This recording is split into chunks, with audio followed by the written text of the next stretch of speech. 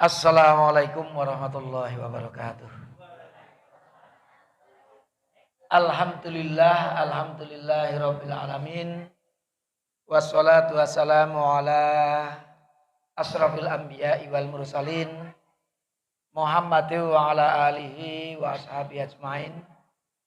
Asyhadu an la ilaha illallah wahdahu la syarikalah wa asyhadu anna Muhammadan abduhu wa rasuluhu la nabiyya ba'dah. Allahumma sholli ala Muhammad wa ala alihi wa ashabihi ajmain, amma ba'd. Bapak-bapak, ibu-ibu sekalian yang berbahagia, pertama mari kita selalu panjatkan puji syukur kehadirat Allah Subhanahu wa taala atas segala nikmat yang telah diberikannya kepada kita semua, khususnya nikmat iman dan Islam. Bapak-bapak, ibu-ibu sekalian yang berbahagia, kita juga wajib bersyukur karena alhamdulillah sampai hari ini, sampai detik ini, kita masih diberi kesempatan oleh Allah untuk menghirup udaranya yang segar di buminya ini. Dalam keadaan sehat walafiat. Mari kita gunakan nikmat ini, kesempatan ini untuk terus mengumpulkan pahala dari Allah Subhanahu wa taala. Adik-adik, sudah berapa kali berpuasa?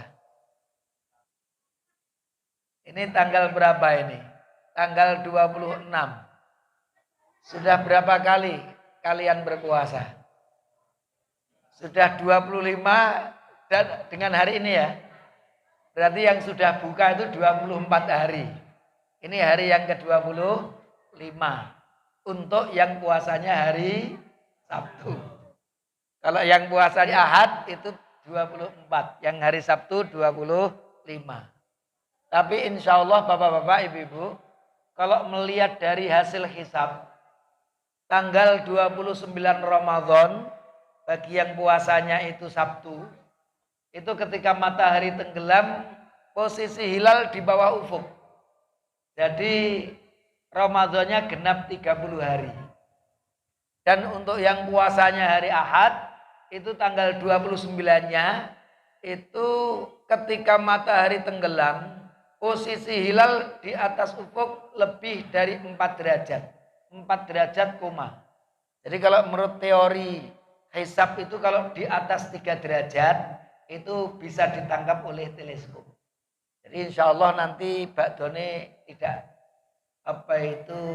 tidak berbeda. Insya Allah bareng. Yang hari Sabtu 30 hari, yang hari Ahad itu 29 hari. Jadi insya Allah bareng, kecuali memang kemungkinan berbeda tetap ada. Kalau semua tim ru'yah yang hari Ahad itu nanti kok semuanya mendung, tidak ada satupun yang melihat hilal, ya nanti digenapkan 30 hari. Maka ya doa kita mudah-mudahan nanti tanggal 29 Ramadannya itu tidak mendung sehingga mudah ditangkap oleh teleskop sehingga Mbak Doni benar-benar kita bisa bersama-sama. Bapak-bapak, ibu sekalian yang berbahagia, jadi kalau hari ini nanti maghrib sudah 25, itu insya Allah ya tinggal 5 hari lagi. 6 hari dengan yang hari ini. Jadi sebentar lagi kita tentunya akan masuk ke bulan Syawal. Apa yang harus dilakukan ketika kita nanti masuk bulan Syawal? Yang wajib dilakukan itu adalah satu, zakat fitri atau zakat fitrah. Tapi para sahabat dulu kalau mengeluarkan zakat fitrah itu sehari atau 2 hari sebelum diwajibkan. Sebenarnya diwajibkannya itu ketika sudah masuk bulan Syawal. Tapi biasa diajukan sehari atau 2 hari. Maka sehari atau 2 hari terakhir Ramadan itu boleh sudah dibagikan atau sudah dikumpulkan zakat fitrah atau zakat fitrinya kemudian dibagikan. Tapi bagi yang belum sempat di tanggal 1 Syawalnya itu boleh selama belum didirikan sholat Id.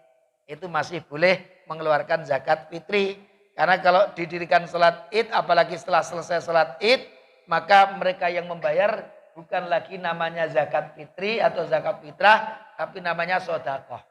Insya Allah tidak berdosa, tapi pahalanya berbeda. Itulah apa itu bapak-bapak, ibu-ibu. Yang pertama harus kita lakukan. Yang kedua apa? Yang kedua sholat id. Sholat id itu sebenarnya ada dua macam. Ada Idul Fitri, ada Idul Adha. Disyariatkannya ini bapak-bapak, ibu-ibu. Ketika Rasul sampai ke Madinah, itu ternyata orang-orang Madinah secara khusus atau orang-orang Arab itu memang punya dua hari raya. Jadi hari raya yang pertama itu awal tahun, hari raya yang kedua itu pertengahan tahun. Itu orang-orang Arab dulu. Maka Rasul ketika datang ke Madinah, beliau bersabda, aku datang kepada kalian dan kalian itu punya dua hari raya. Dan Allah telah menggantikan dua hari raya kalian itu dengan dua hari raya yang lebih baik. Yaitu Yauman Nahri wa Yaumal Fitri. Hari raya Idul Adha dan hari raya Idul Fitri. Itulah sabda Rasulullah Sallallahu Alaihi Wasallam. Maka sholatnya nanti juga sholat Idul Adha dan sholat Idul Fitri. Kalau zakat tadi hukumnya wajib. Kalau sholat Id hukumnya apa? Ternyata bapak-bapak, ibu-ibu, para ulama berbeda pendapat. Kalau menurut Imam Abu Hanifah dan juga Imam Ibnu Taimiyah, sholat Id, baik itu Idul Fitri maupun Idul Adha, itu hukumnya juga wajib. Dasarnya apa ya? Dasarnya ini, walitukabbirullah, dan agar kamu mengagungkan Allah. Tukabbiru di sini hanya sholat, karena sholat itu memulai dengan takbir, Allahu Akbar. Itu dan agar kalian langsung bertakbir setelah selesai apa itu berpuasa. Ini ada perintah. Di sini juga fasholli li rabbika, maka sholatlah kalian. Dirikanlah sholat. Itu ada perintah juga. Al aslu fil amri lil wujub. Asal dari perintah menunjukkan wajib. Ini satu yang dipakai jadi dalil. Yang kedua, Rasul tidak pernah meninggalkannya. Sudah ada perintah dan tidak pernah ditinggalkan oleh Rasul. Maka beliau menyatakan dulunya apa itu wajib. Bahkan yang apa itu dalil yang lain. Mengapa sholat itu hukumnya wajib? Karena bahkan wanita-wanita yang dalam keadaan haid pun, yang sedang dipingit pun, semuanya hari itu diperintahkan untuk keluar. Meskipun yang wanita itu tidak perlu sholat, karena tidak boleh sholat, tapi tetap diperintahkan untuk keluar ke lapangan juga untuk apa itu merayakannya. Itu menunjukkan bahwa apa itu sholatnya itu, apa itu hukumnya itu wajib. Yang kedua, wajib tapi bukan wajib ain, tapi fardu kifayah. Kalau sebagian umat sudah melakukan, maka gugur bagi yang lain. Jadi wajibnya itu wajib kifayah seperti sholat jenazah itu. Kalau tidak ada satupun umat Islam yang sholat, maka semuanya berdosa. Tapi kalau sudah ada yang sholat, maka yang lainnya gugur. Tapi kalau tidak ada satupun, semuanya berdosa. Itu disamakan dengan sholat jenazah. Yang ketiga, ini pendapat yang kalau kita lihat sebenarnya pendapat yang paling kuat. Bahwa sholat Id, baik Idul Adha maupun Idul Fitri, itu hukumnya tidak sampai kepada wajib. Tapi sunnah mu'akkadah. Sunnah mu'akkadah itu artinya sunnah yang selalu dilakukan Rasul, tidak pernah ditinggalkan. Karena yang tidak pernah ditinggalkan bukan berarti kemudian hukumnya wajib. Banyak perkara-perkara yang tidak pernah ditinggalkan Rasul, tapi itu hukumnya tidak sampai kepada wajib. Termasuk sholat id ini. Dasarnya apa? Ketika ada seseorang yang masuk Islam, bertanya kepada Rasul, wahai Rasul, ini hadisnya ini, apa yang diwajibkan kepadaku terkait dengan sholat? Maka Rasul menyebut khamsu sholawatin, sholat sehari semalam itu 5 kali. Sholat subuh, zuhur, asar, maghrib, dan isya. Maka orang tadi bertanya, hal alayya ghairuhunna, apakah di luar 5 itu ada yang diwajibkan? La, tidak ada. Illa antatawwa'a, kecuali kalau kamu ingin sholat tatawu, sholat-sholat yang sunnah, tambahan dari yang wajib. Ini dalil yang pertama. Bahwa di luar sholat 5 waktu, maka itu termasuk yang hukumnya sunnah. Yang kedua, dasarnya jumhur ulama, mayoritas ulama. Sholat itu tuh ada rukuk sujudnya. Berbeda dengan sholat jenazah yang tidak ada rukuk dan sujudnya. Jadi ini disamakan dengan sholat yang ada rukuk dan sujudnya. Tapi untuk sholat id itu tidak ada azan dan iqomahnya. Karena tidak ada azan dan tidak ada iqomahnya, maka tidak bisa disamakan dengan sholat 5 waktu. Kalau itu hukumnya wajib, pasti diperintahkan oleh Rasul untuk diazani dan diiqomati. Karena tidak ada azan dan iqomatnya, itu menunjukkan sholatnya tidak sampai kepada wajib seperti sholat 5 waktu. Itulah bapak-bapak, ibu-ibu, perbedaan ulama mengenai wajib. Tapi kalau kita ingin berhati-hati, kita gunakan kaidah. Al-khuruju minal khilafi mustahabun. Keluar dari perbedaan itu disezugzakan, dianjurkan. Artinya ngeten bapak-bapak ibu. Kalau kita mudah, tidak ada uzur, ya sehat, ya penak, tur mudah, tempatnya juga dekat, nggak ada alasan untuk tidak sholat. Itu pokoknya ya kita berusaha untuk melaksanakannya. Lah kalau uzur itu sudah masalah lain. Karena sedang di UGD, karena sedang tidak bisa berjalan di atas ranjang, nggak bisa keluar dari kamar, lah itu beda lagi. Kalau kita mudah, ya hendaknya kita semuanya berusaha untuk bisa melaksanakannya. Waktunya kapan? Waktunya itu setelah matahari naik minimal sepenggalah atau 1 tombak. Qadra rumhin. Itu kalau bahasa hadisnya itu qadra rumhin. Sepenggalah atau setombak. Itu kalau dibahas di KBBI. Itu 1 tombak itu nek wis jam 7 sampai jam 8. Jam 7 atau jam 8. Kurang dari itu berarti belum 1 tombak. Itu menurut Kamus Besar Bahasa Indonesia. Tapi ukurannya para ulama itu bukan Kamus Besar Bahasa Indonesia untuk sepenggalah ini. Para ulama menyebutkan yang dimaksud Rasul 1 tombak itu diijtihadi oleh para ulama sekarang. Iki kira-kira nek dijami itu minimal 1/4 jam. Waktu duha. Jadi waktu duha itu sepenggalah itu sekitar paling cepat itu 1/4 jam. Atau mungkin kalau berhati-hati 20 menit setelah terbitnya matahari. Jadi seperempat jam tekone 20 menit. Kalau udah 20 menit yakin.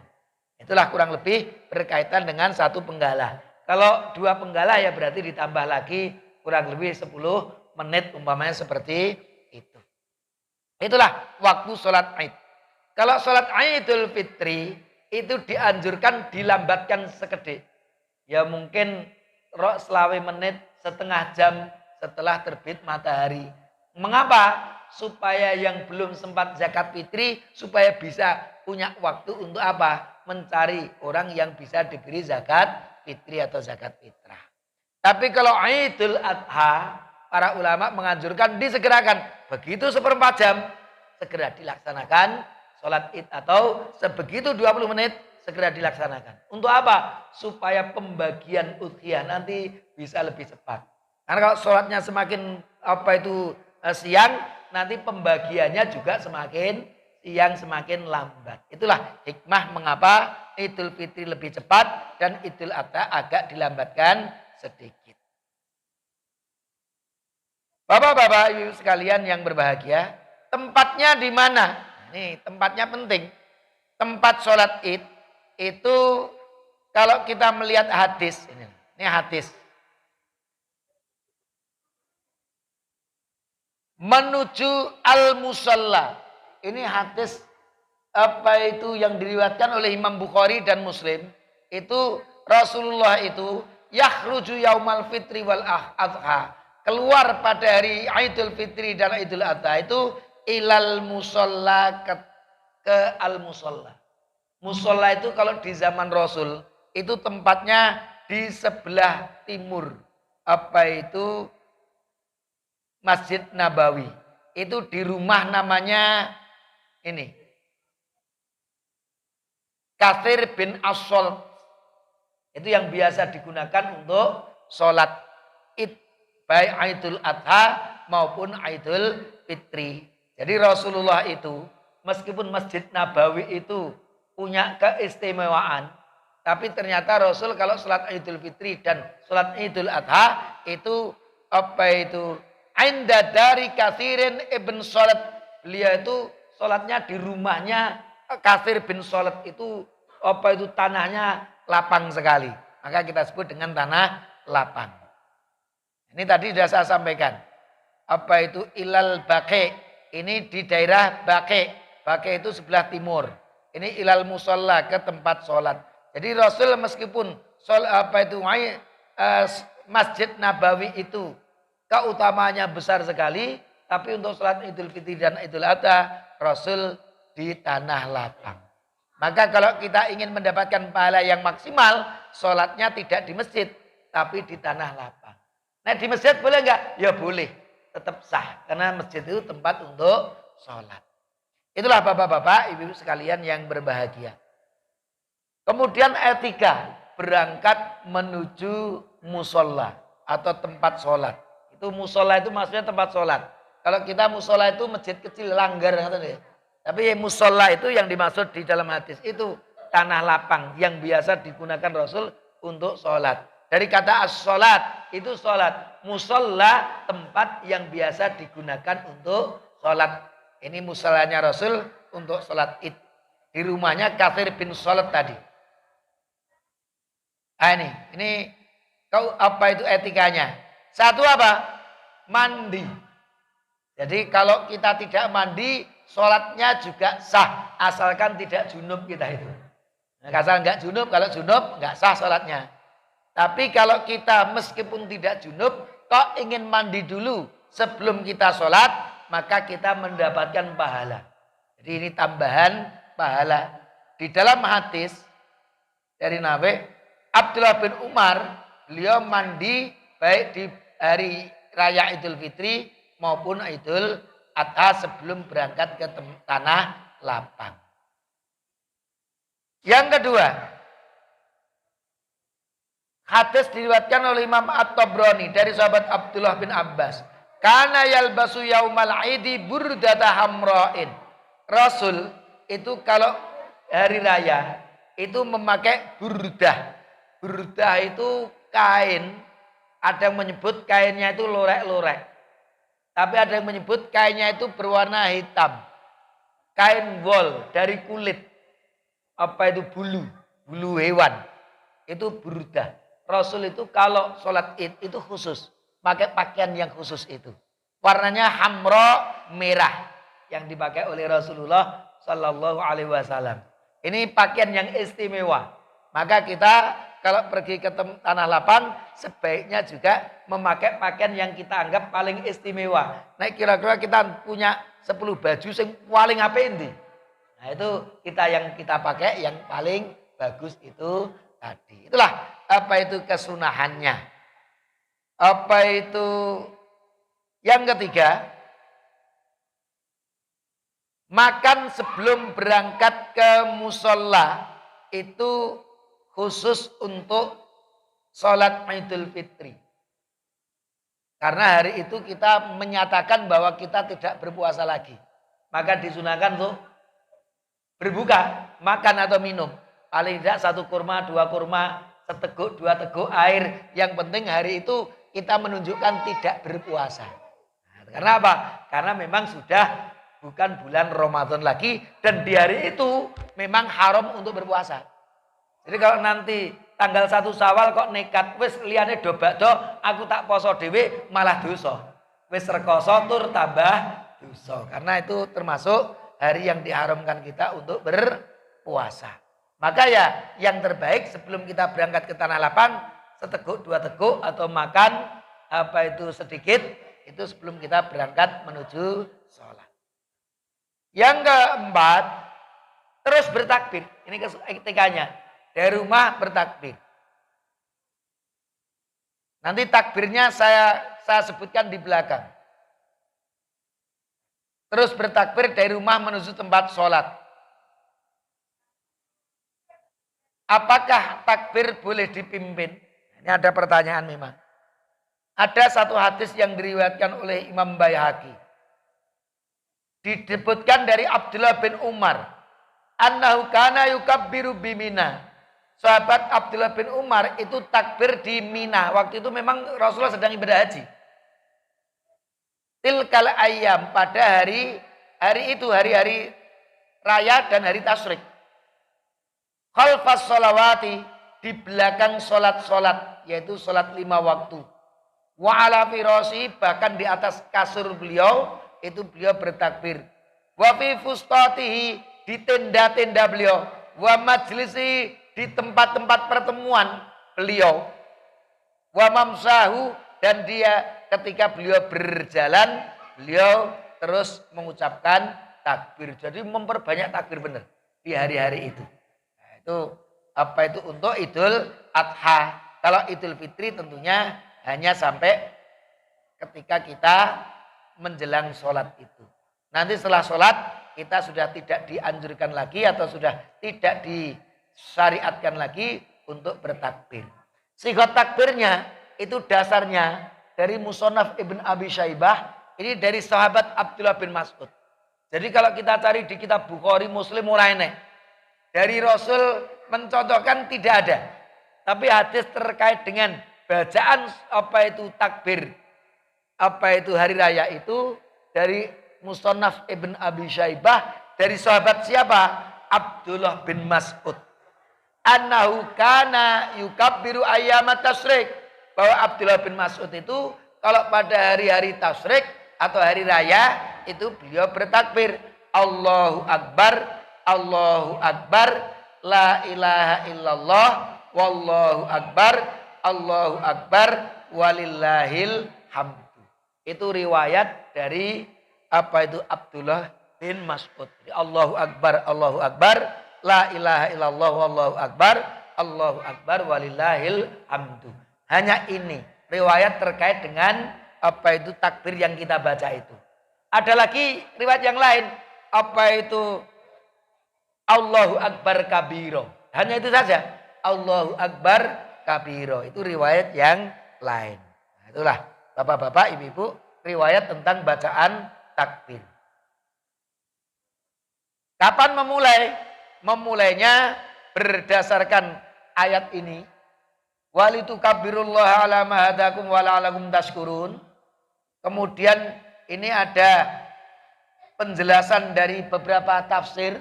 Tafsir Al-Fathul Qadir, tafsir Ar-Razi, tafsir Ad-Durrul Mansur yang disusun oleh Imam As-Suyuti, tafsir Al-Qurtubi, ada tafsir Zadul Masir, An-Naisaburi. Ini banyak memang tafsirnya, saya sebutkan ada 10 saja. Itu dari kitab tafsir, 10 kitab tafsir yang berbeda menjelaskan. Ini, hakun alal muslimin, merupakan sesuatu yang perlu dilaksanakan oleh umat Islam. Idza ra'au hilal Syawal, apabila mereka melihat hilal Syawal, an yukabbiru, untuk mulai bertakbir.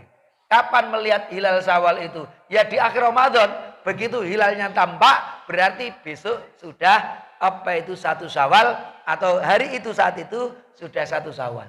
Begitu sudah melihat hilal, kita boleh bertakbir. Karena itu berarti sudah waktu maghrib. Matahari tenggelam, itu waktu maghrib. Hilal Syawalnya ternyata sudah kelihatan. Kalau nanti 4 derajat kira-kira begitu di atas ufuk, maka begitu sudah maghrib, saat itu sudah bisa bertakbir. Ini dasarnya dari banyak kitab tafsir, yang 10 diantaranya saya sebutkan tadi. Yang kelima, hendaknya para wanita, termasuk yang sedang haid, anak-anak juga keluar menuju tempat sholat juga. Jadi baik yang haid meskipun tidak boleh sholat, tapi tetap keluar ke tanah lapang. untuk ikut merayakannya. Pulang dari musola, mengambil jalan yang berbeda. Ini kesunahan yang lain. Hadisnya sahih diriwayatkan oleh Imam Bukhari. Karena Nabi dulu Nabi Muhammad sallallahu alaihi wasallam, idza kana yauma idin, apabila beliau itu pada hari raya, khalafat thariqa. Beliau itu kalau pulang mengambil jalan yang berbeda. Jadi bapak-bapak, ibu-ibu, kesunahannya kalau kita itu berangkat di satu jalan, maka nanti pulangnya lewat jalan yang lain. Itu kalau kita ingin memperbanyak pahala. Nek pulangnya di jalan yang sama boleh enggak? Boleh. Tapi yang lebih besar pahalanya kalau tempat pulangnya itu berbeda. Jadi nek lewati sing kok kiwa, sesuk baline nanti kok tengen. Atau lewatnya yang dari sana, nanti pulangnya yang dari sana. Jadi dengan berangkat dan pulangnya itu dengan jalan yang berbeda. Itu kesunahannya. Yang ketujuh, disunahnya kan berjalan kaki kecuali ada hajah untuk menggunakan kendaraan. Tempatnya sangat jauh ya itu. Atau mungkin iki meh apa itu didirikan iki. Nek melaku ketahe apa itu tidak cukup waktunya, nanti terlambat. Itu boleh. Tapi ketika kita tidak ada udzur apapun, menggunakan kendaraan itu juga sah. Mengapa diutamakan berjalan? Karena memang pada zaman Rasul itu para sahabat menuju tempat apa itu sholat itu pada berjalan kaki. Tidak ada kesunahan untuk sholat baik sebelum maupun sesudahnya. Tidak disyariatkan qobliyah maupun ba'diyah. Jadi kita tidak perlu sholat sebelumnya dan juga tidak perlu sholat setelahnya. Karena para sahabat, Rasulullah, para sahabat tidak mencontohkannya. Kalau dicontohkan oleh Rasul qobliyah sebelum sholat id, ba'diyah setelah sholat id, pasti hadisnya sahih dan pasti mutawatir. Karena itu pasti dilihat oleh banyak orang. Tapi ternyata tidak ada satupun riwayat yang menyebutkan Rasul sholat qobliyah dan ba'diyah untuk sholat id. Maka sekali lagi tidak perlu sholat sebelumnya dan sholat sesudahnya. Ya cukup 2 rakaat sholat id itu saja. Hadisnya diriwayatkan oleh Imam Bukhari. Anan Nabi, bahwasanya Nabi Muhammad sallallahu alaihi wasallam yaumal idi, ketika sholat yaumal id, sholat hari raya, rak'ataini, hanya 2 rakaat. Lam yusolli qoblaha wala ba'daha. Rasul tidak sholat sebelumnya, juga Rasul tidak sholat setelahnya. Hadisnya sahih diriwayatkan oleh Imam Bukhari. Tidak ada azan dan tidak ada iqamah. Untuk sholat id nggak perlu diadzani, tidak perlu diiqamati seperti sholat 5 waktu.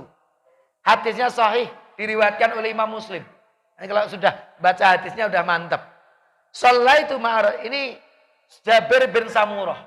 Sahabat Jabir bin Samurah berkata, aku pernah sholat bersama Rasul al-idaini, 2 sholat id, yaitu Idul Fitri maupun Idul Adha. Ghaira marrotin, tidak hanya sekali, berkali-kali ikut sholat id bersama Rasul. Bi ghairi adanin wala iqamatin, tanpa ada adzan dan juga tanpa ada iqamah. Maka kita tidak perlu adzan dan iqamah.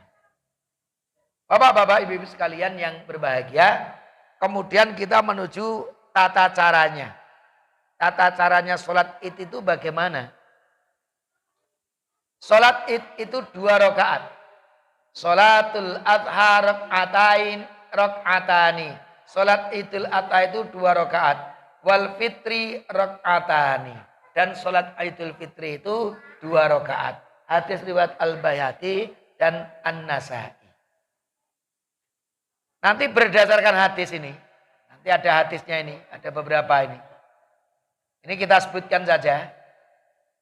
Yaitu memulai dengan takbiratul ihram seperti sholat lainnya, seperti sholat-sholat wajib. Dimulai dengan takbiratul ihram. Jadi Allahu Akbar. Kemudian takbir 7 kali untuk rakaat yang pertama. Setelah Allahu Akbar, takbiratul ihram, kemudian ditambah takbir 7 kali. Jadi kalau di jumlah itu 8 kali. Takbiratul ihram plus takbir tambahan yang pertama 7 kali. Kemudian tidak ada bacaan khusus setelah takbir itu. Di antara takbir nggak ada bacaan. Allahu Akbar. Allahu Akbar. Itu di antara takbir-takbir itu tidak ada bacaan khusus. Rasul tidak mengajarkan, tidak mencocokkan kepada kita. Maka ya cukup diam saja. Antara takbir-takbir itu tidak ada bacaan khusus. Posisi tangan ketika takbir diangkat. An-Naura Rasul, bahwasanya beliau, yaitu siapa ini? Al-Jabbar bin Wa'il.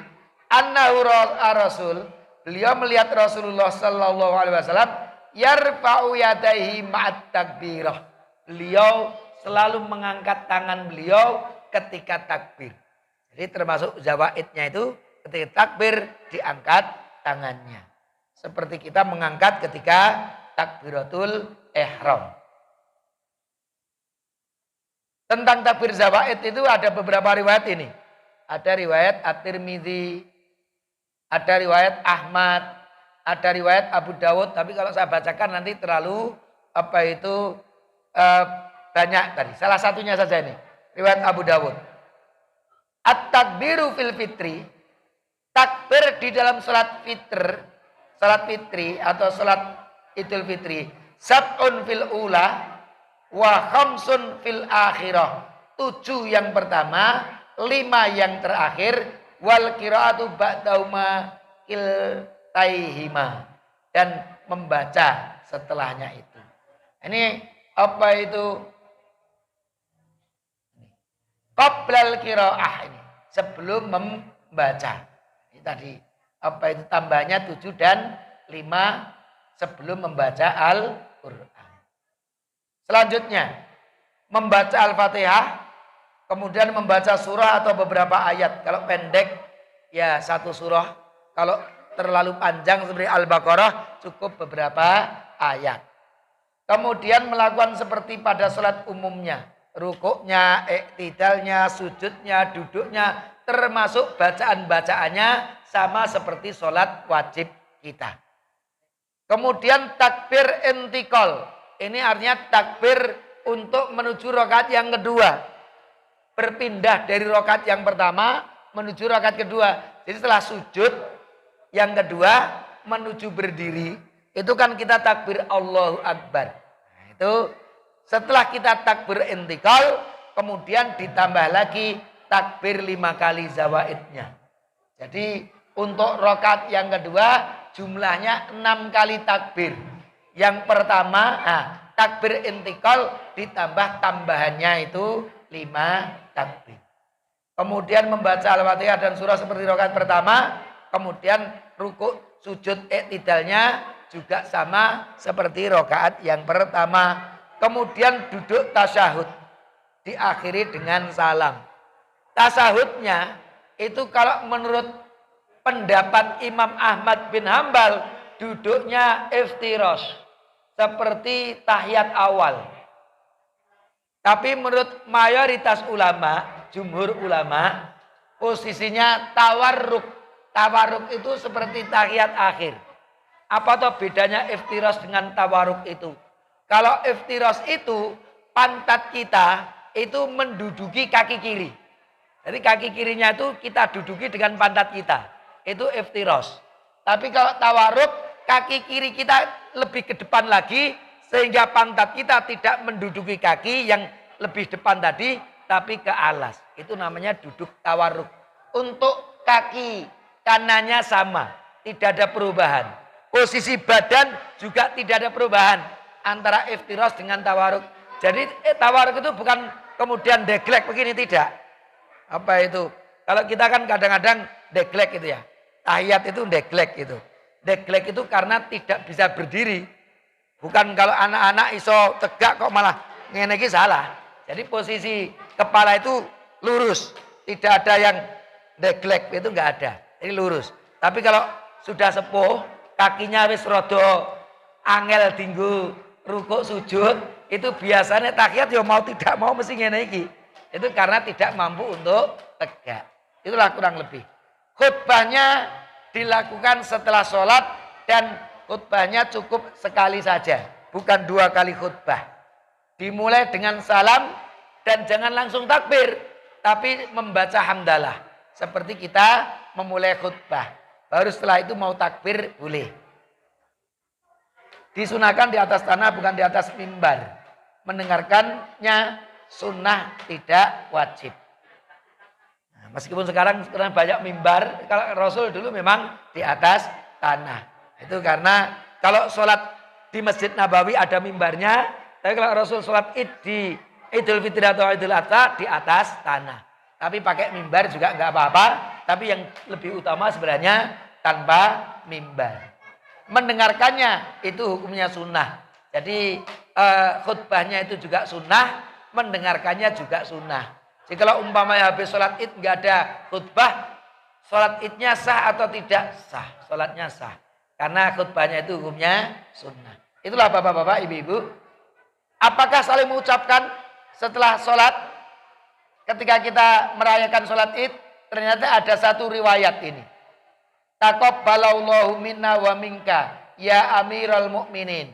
Dulu sahabat Khalifah Abdul Aziz, Umar bin Abdul Aziz, itu ketika disalami, taqabbalallahu minna wa minka ya Amirul Mukminin, maka beliau menjawab dan tidak mengingkarinya. Maka apa itu beliau menjawab, apa itu taqabbalallahu minna wa minka itu dijawab oleh Umar bin Abdul Aziz. Artinya ini bukan perkara yang diingkari. Maka boleh kita mengucapkan taqabbalallahu minna wa minkum dan lain sebagainya. Itu termasuk yang diperbolehkan. Itulah bapak-bapak, ibu-ibu, beberapa hal yang berkaitan dengan sholat id. Karena sudah menjelang azan tinggal berapa menit, maka saya kembalikan kepada yang membawa acara. Nah, mudah-mudahan nanti kita tinggal menunggu beberapa menit lagi. Mudah-mudahan ada manfaatnya. Aku lu qouli hadza wa astaghfirullah li wa lakum. Wassalamualaikum warahmatullahi wabarakatuh.